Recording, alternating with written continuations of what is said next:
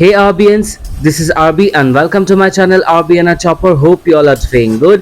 তো চলে এসেছি আবার একটা নতুন ভিডিও নিয়ে, কিন্তু মাঝখানে অনেকটা দিন গ্যাপ ছিল, তো সেটার জন্য আমি খুবই দুঃখিত, কারণ ভিডিও এডিট করার কিছু বেশ সমস্যা হচ্ছিল, তো সেই জন্যই আমি আপলোড করতে পারিনি, আপনাদের সাথে কোনো রেসিপি শেয়ার করতে পারিনি।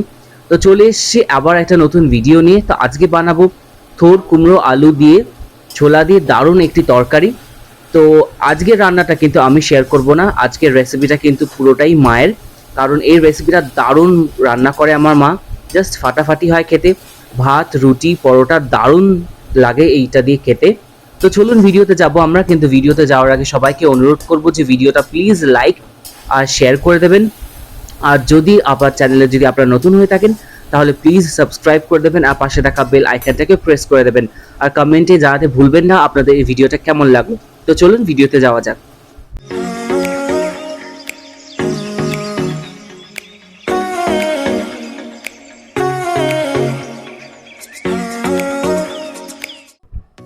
তো প্রথমেই কড়া নিয়ে তার মধ্যে 4 চামচ সর্ষের তেল অ্যাড করতে হবে, তার মধ্যে একটা কিংবা দুটো শুকনো লঙ্কা আর দুটো তেজপাতা ফোড়ন দিতে হবে, আর 1 চামচ গোটা জিরা।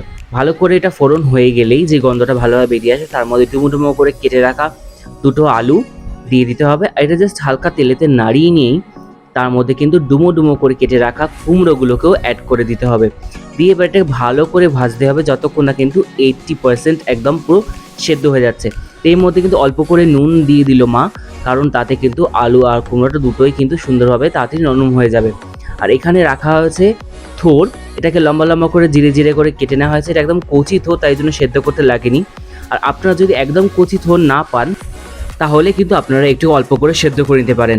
তো থোরটাকে কিন্তু এভাবে হাত দিয়ে ভালো করে ভেঙে ভেঙে নিতে হবে, তাতে কিন্তু রান্নাটা খুব ভালো হয় আর স্বাদ কিন্তু দুর্দান্ত আসে।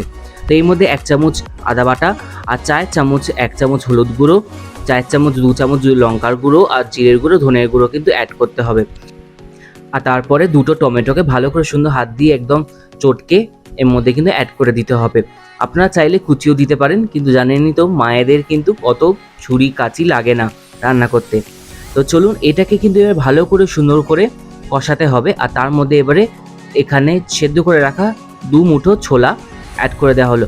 আপনারা চাইলে কিন্তু ছোলাটা প্রথমেই অ্যাড করতে পারেন কুমড়ো আর আলু ভাজার সাথে, তাতে কিন্তু সেদ্ধ করতে লাগবে না, এমনি সেদ্ধ হয়ে যাবে।